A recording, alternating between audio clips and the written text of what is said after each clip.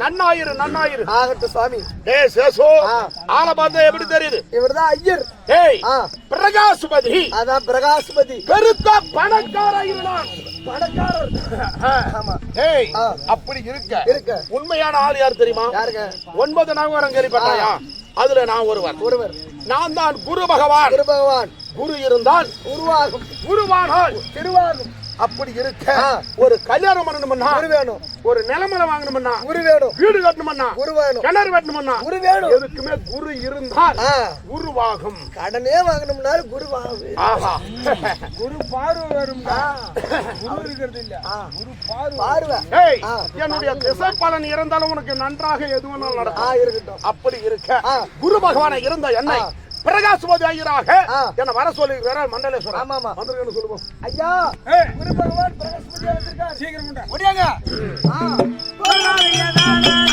ஓ மண்டலேஸ்வரர், புரியவா? ஆச்சா மகன மேரோ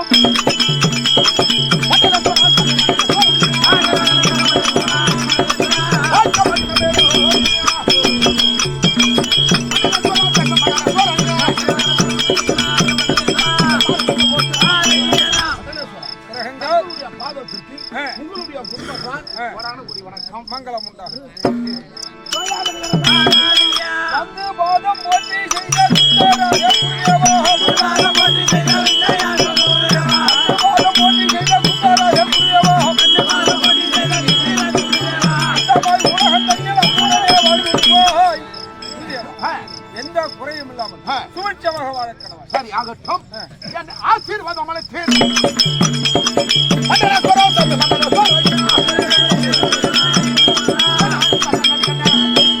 ஆசீர்வாதம் கொடுத்து அதனால ரொம்ப சந்தோஷம்.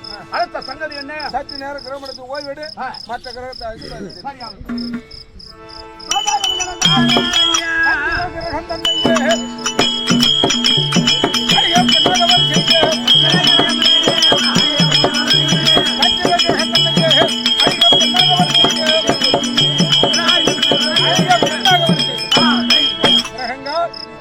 என்னுடைய கிரகணத்தில் இருக்கக்கூடிய சந்திர பகவானை அழகான பெண்ணுடன் தெரிவித்து தாரை என்று பெயர் வைத்து சீக்கிரம் தாரை தாரை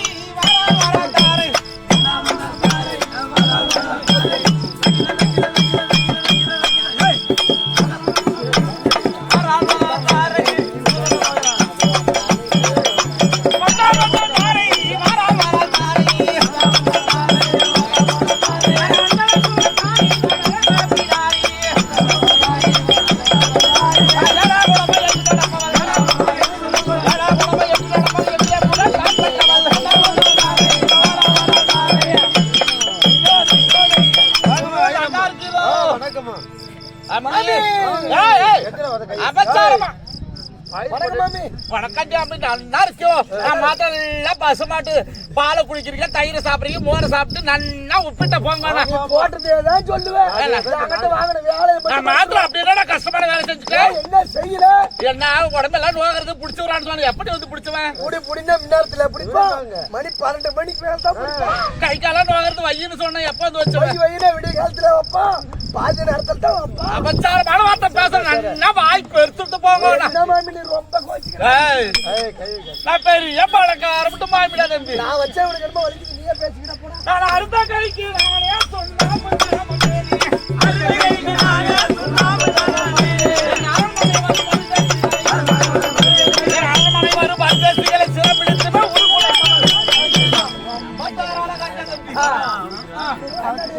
பிச்சைக்காரங்களா வந்தாங்கன்னு வச்சுக்கோ, தோட்டத்துல இருப்பேன். சாப்பாடுக்கு அம்மா சாப்பாடு தான் போடுங்கன்னு சொல்லுவாங்க. ஓட்டோட்டமா குண்டாடா பாத்திரத்துல சாப்பாடு எடுத்து வந்து பெரிய பாப்பண்டா. பிச்சைக்கார கையில என்ன வச்சுட்டு இருப்பான்? தூக்கி ஓடிச்சு தூக்கி அழைச்சிட்டு சிண்ட புடிச்சு கீழே போட்டு மெரிச்சு 4 வீட்டுக்கு அந்த போய் 7 ரூபாய் தூக்கி கலாச்சு கேட்டா தினந்தோறும் நம்ம சாப்பாடு போட்டுட்டே இருப்போம். ஒரு நாள் தெய்வ கலாச்சமா நம்ம பார்த்து சாப்பாடு இருக்காது. அன்னைக்கு வந்து கேட்பான், இல்லன்னு சொன்னு வச்சுக்கோ, பக்கத்து வீட்டுக்காரி பார்த்துட்டே இருப்பா. அவன் கூப்பிட்டு அன்னைக்கு போடுவா.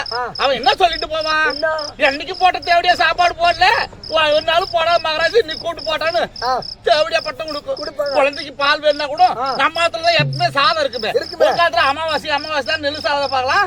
நம்ம மாத்திரம் எப்பயுமே பச்சை அரிசி சாதம் எடுத்துட்டே இருக்கும். குழந்தைக்கு சாதம் கேட்பாங்க, பால் கேட்பாங்க, போட்டாட்டமா ஓடி வரும். இடுப்புல குழந்தை வச்சுட்டு இருப்பா, தூக்கி போட்டு கம்பு போட்டு ஏறி மெரிப்பா. அது கரா கரான்னு கத்தும். நான் கேக்குன்னு சிரிப்பேன். தாராளம் பண்றேன்னு இந்த பாய் ஒருத்தர் ஒரு புழுவ பூச்சை எழுப்பி என் மயிரில் இருக்க முடியும். பிச்சைக்காரன் பிச்சைக்கு வந்தானா திருவாட்டை போட்டு ஓடப்பாடா. பிள்ளைக்கு பாரு கேட்டா பிள்ளைய தூக்கி போட்டு கீழே போட்டு அது முதுகுல போட்டு பேசிப்பாடா. அது கராகரான கஷ்டமா அதே போல நம்ம ஆத்துக்காரரு கும்பாபிஷேகம் போட்டு சட்டான பிடிச்ச விடுங்க. அது போல என்ன இல்லடா மயிறு நம்ம ஆத்துக்காரங்க நான் தான் படிச்சுட்டு போடுவேன். ஒரு கோவில் கும்பாபிஷேகம் வச்சுக்க, ஒரு வருஷமாவது உட்காந்து சாப்பிடுற அளவுக்கு படிச்சுட்டு போட்டு எழுதி கொடுத்துறது லிஸ்ட் போறது நான் தான். ஒரு தலை தவசுக்கு போகணும், ஒரு 10 நாளைக்காவது வீட்டுல உட்காந்து சாப்பிடுற மாதிரி தான் லிஸ்ட் போடுவேன். இது போல நான் அரை கிலோ தோரம் பருப்பு, 1/4 கிலோ கடலைப்பருப்பு, 100 மிளகு, காரியத்துக்கு எழுதினா பாரு. 1/4 கிலோ பூண்டு, 100 கிராம் சீரகம், 100 கிராம் மிளகு, 1 கிலோ கோசு, இதெல்லாம் எழுந்து என்ன பார்த்தா எப்படி அப்படி தெரியுது? சொல்லுங்க மாமி.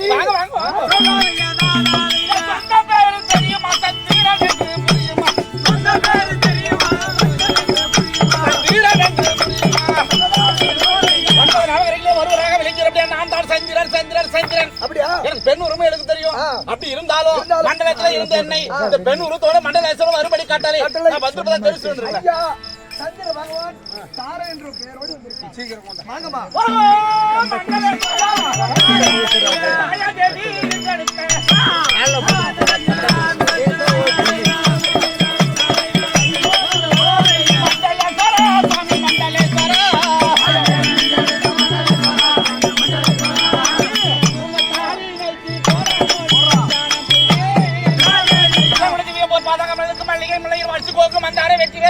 சொல்லக்கூடிய உயர்ந்த மலர்களை கொண்டு வந்து பன்னீரால் கழுவி பட்டணத்தை வச்சு உயர்ந்த மலர்கள் பார்த்து ஒருவராக வந்தோம்.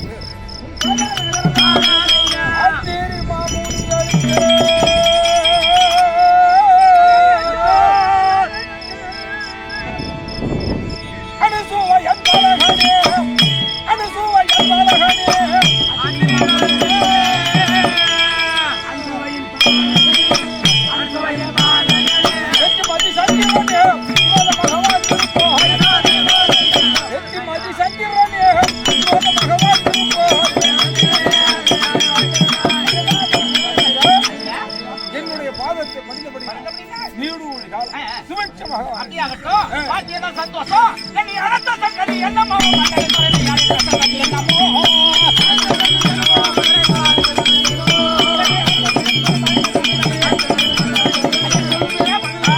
மண்டலத்தில் அனுப்பிருந்து என்னை பெண்ணூர் தொடுவா தார என்று பெயரோடு மறுபடி கட்டளை அதற்காக சற்று நேர கிராமத்து ஓய்வு அப்படியே மாற்ற கிரகத்தை அழைத்து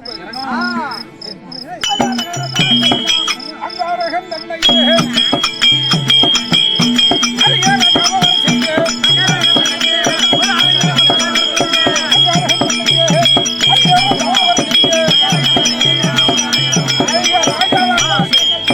என்னுடைய கிரகமண்டலத்தில் கூட அங்காரகனை அழகான பௌமா ராஜன் என்று பெயர் வைத்து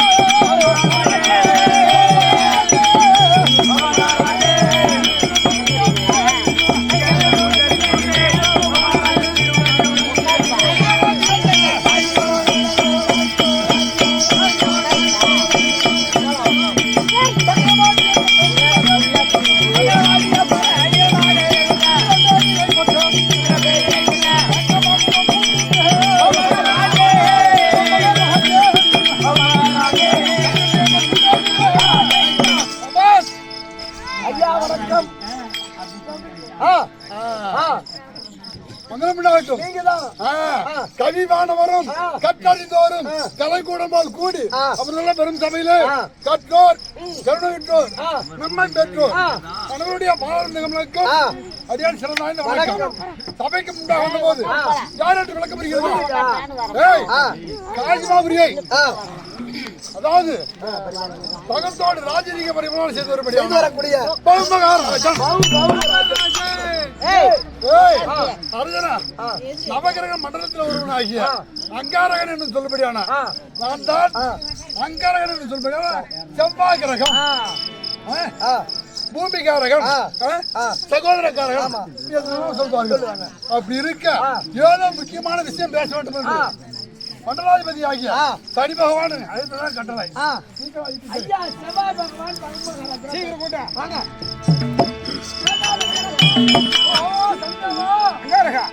வணக்கம், மங்களம் உண்டாகட்டும்.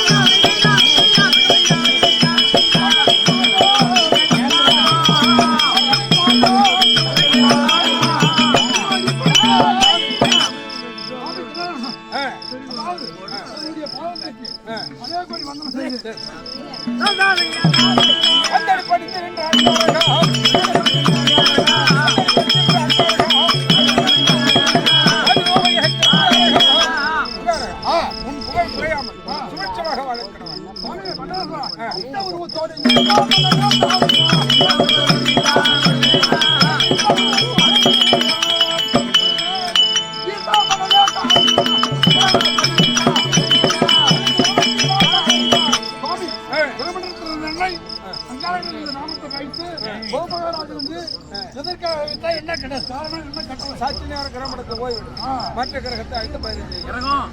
குருதேவா சஞ்சிரா நீங்கள் இருவரும் 3:45 நேரம் கணவன் மனைவியாக இருக்க வேண்டும். ஆமா, அவருக்கு மனைவியா இருக்க வேண்டுமானால் என்னுடைய வார்த்தைக்கு அவர் கட்டுப்பட்டுக்கணும். என்னுடைய வார்த்தை தான் அதிகமா இருக்கு, எனக்கு அடக்கமா இருக்கணும் அப்படின்னா சொல்லுங்க. இல்ல நான் ஆம்பளை ஒரு தோட அங்கே உட்காந்துறேன். சரி, உன் எண்ணத்தை போல் என் குடும்பம் நடந்து கொள்ளும். அப்படி ஆகட்டும். அதிலே ஒரு விஷயம், ஒரு நாளைக்கு நேரம் நீங்க 2 பேரும் பிரியணும். எதற்காக பிரியணும்? என்னுடைய மாளிகையால் காற்றாற்று வெள்ளத்திலே சிக்கி மயக்கமுற்ற நிலையிலே கிடைக்கின்றால் கானகத்திலே சட்டி யானை. ஐயோ, அஞ்சவளை சென்று ஐயர் காவல் செய்து அழைத்து வருவார். அழைத்து வந்த பிறகு இட்ட வேலைகள் அத்தனையும் தட்டாமல் செய்யும்படி அவளிடத்தில் வேலை வாங்குகிறேன். அப்படி வேலை வாங்கி வரும் வேலையில் ஒரு நாள் மதிய நேரத்தில் தண்ணீர் எடுக்க செல்வார். அந்த நேரம் பார்த்து ஒரு தெப்பை போய் ஒரு பிள்ளையை நீங்கள் உருவாக்குகிறோம். அப்படி உருவாக்கிய பிள்ளை நாள் ஒரு மேனி பொழுது ஒரு வண்ணமாக வளர்த்து வர வேண்டும். அப்படி வளர்த்து ஒரு வேலையில் ஒரு நாள் இரவு நேரத்தில் அர்த்த சாமத்தில் அவள் மடியில் இருக்கக்கூடிய பிள்ளையை நீங்கள் தூக்கி கழுத்தை முறித்து உலை செய்து அவள் மடியில் கிடைத்து நீங்கள் கூக்குரல் இட வேண்டும். கண்டிப்பா கூக்குரல் இடுகிறோம். அப்படி கூக்குரல் இட்டால் தோட்டிமார்கள் நகர்வல வருவார்கள். அவர்கள் ஓடி வந்து என்னவென்று கேட்பார்கள். நான் பெற்ற பிள்ளை அந்த கொலைகாரி கொலை பண்ணி விட்டார் என்று கொலை அவள் மீது சுமத்துகிறேன். அப்ப இதுக்கு சாட்சி இருக்கான்னு கேட்பாங்க. அதெல்லாம் கிடையாது. அப்படின்னு உங்க 2 பேர்த்தையும் அரசவை செய்து வருவான். அங்க நீங்க வாங்க, அங்க நான் வருவேன். பார்த்து ரொம்ப பௌமராஜ் 3:45 நேரம் இந்த காசிவா நகரத்தை நீதியை தவறாமல் அரசாட்சி செய்ய வேண்டும். அப்படியே செய்கிறேன். உங்களுக்கு மதிய மந்திரியாக என்னுடைய கேது பகவான் இருப்பார். இதிலே தேச விசாரணையாக 3 விசாரணை நீங்கள் நீதி விசாரணை செய்ய வேண்டும். அது என்னவென்றால் தான் பட்ட கரையை தான் அடைக்க முடியாமல் தன்னையே விலை கூறி கொண்டு அண்ணாந்தாளிட்டு ஒருவன் அழைத்து வருவான். அவன் உங்கள் அரசவை வழியில் வரும்போது யாரப்பா இது, ஒரு மாநிலம் என்று பார்க்காமல் இப்படி கொஞ்சம் கூட இரக்கம் இல்லாமல் அண்ணாந்தாளிட்டு அழைத்து வராய், நீ யார் அப்படி என்று அழைத்து கட்டளையிடுங்கள். அவனை கேட்டால் அதுக்கு அவன் பதில் சொல்வான். அவன் பட்ட கடனை நீங்கள் அடைத்து இட்ட வேலைகள் அத்தனையும் தட்டாமல் செய்வேன் என்று அடிமை சாசனம் அழைத்து ஒருவரிடத்தில் சாட்சியம் வாங்கி அண்ணனை அடிமையாக்கிக் கொள்ள வேண்டும். அப்படியே அடிமை ஒன்று. இரண்டாவது, வேடகுல பிள்ளைகளிடத்திலே அரச குல பிள்ளை அடைக்கலமாக இருந்தது. அப்படி இருக்கும் வேளையில் காலையில் எழுந்து வில்லம்பு எடுத்து விளையாடுவது வழக்கமாக இருந்த வேட பிள்ளைகள் ஒரு நாள் விட்டு அம்பானது ஆளிலே தொற்றிக் கொண்டது. ஆனால் அதை சிறிதும் பொருட்படுத்தவில்லை வேட பிள்ளைகள். இந்த அரச குல பிள்ளையானது அந்த அம்பை ஆர்மியாக விழுந்து உயிர் சேதம் விளைவித்துடன் வழிமார்க்கமாக இருக்கிறது. அப்படி என்ன அந்த பிள்ளை காத்திருந்தது. இந்த பிள்ளைகள் எல்லாம் ஓடி போய் அந்த நேரத்துல பாடு வையிரும் இந்து முகியும் நிறை மாத கர்ப்பிணி அழைத்துக் கொண்டு காசி யாத்திரை செல்வதற்காக வந்தார்கள். அந்த இடத்துக்கு வரும்போது தண்ணீர் தாக எடுத்த ஐயருடைய மனைவிக்கு உடனே ஐயர் அந்த பாலகடத்தில் தண்ணீர் இருக்கா என்று கேட்டார். இல்லை என்று சொன்னார். அப்பா என் மனைவி கொஞ்சம் பார்த்துரு, நான் எங்கேயாகிலும் போய் தண்ணி கொண்டுட்டு வரேன்னா அந்த பையன் தண்ணிக்கு போயிட்டான். அந்த நேரம் பார்த்து இந்த மேல இந்த பெண்ணு நீண்ட நெடுந்தூரம் நடந்து வந்த களைப்புல அயர்ந்து உறங்கி கொண்டிருந்தார். இதுதான் சமீபம் என்று நான் பார்த்து காகமாக உருவெடுத்து மேல ஆலமரத்து மீது நான் பறக்க என்னுடைய காற்றசைவில தொத்திருந்த அம்பானது கீழே விழ அவள் குடல் சேர்ந்து உயிரிழந்தாள். ஆனால் இந்த பாலகன் கொலைகாரன் என்று உங்ககிட்ட வரும். அப்போது அது சிறு பிள்ளை.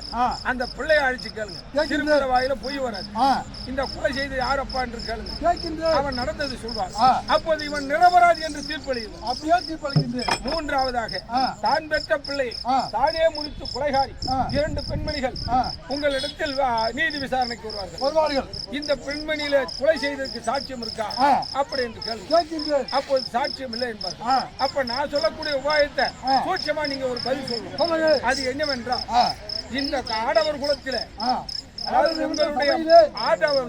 ராஜ்யசபையிலே மாற்றான் கரத்தை பிடித்து யார் ஒருவர் சுற்றி வருகிறீர்களோ அவர்களுக்கு நான் நீதி வழங்குகிறேன் அப்படி என்று சூட்சமான பதில் சொல்கிறேன். அப்போது ஒருத்தி சொல்வார், கொண்ட கொலை பழியே என் மீது வந்தாலும் சரி, நான் கொலை செய்யல, ஆனா கொலை பழி என் மீதே வந்தாலும் சரி, கொண்ட கணவனை தவிர மாற்றான் கரத்தை ஒருபோதும் தொடமாட்டேன் அப்படி என்று சொல்வாள் ஒருத்தி. ஒன்று. இரண்டாவதாக ஒரு சுற்று என்ன 3 சுற்று வருகிறேன் என்று மாற்றான் கரத்தை ஒட்டி எட்டி பிடிப்பாள். பிடிப்பவள் தான் கொலைகாரி என்று நீங்கள் புரிந்து கொள்ள வேண்டும்.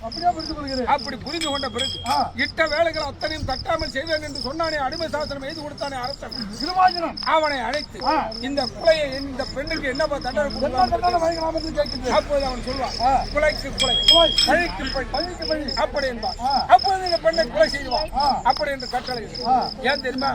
அவன் பஞ்சமா பாதகத்தை நீக்கி தானே விரதம் இருக்கிறான். கொலை செய்தா வேதம் கேட்டுக்கிறான். அப்பயாகி அவன் செய்யறான் பார்ப்போம். செய்யவில்லை என்று ஏதாகிலும் மறுப்பு தெரிவித்தால் 1000 கொலைகாரனுக்கு தலைவராக இருக்கக்கூடிய நாடே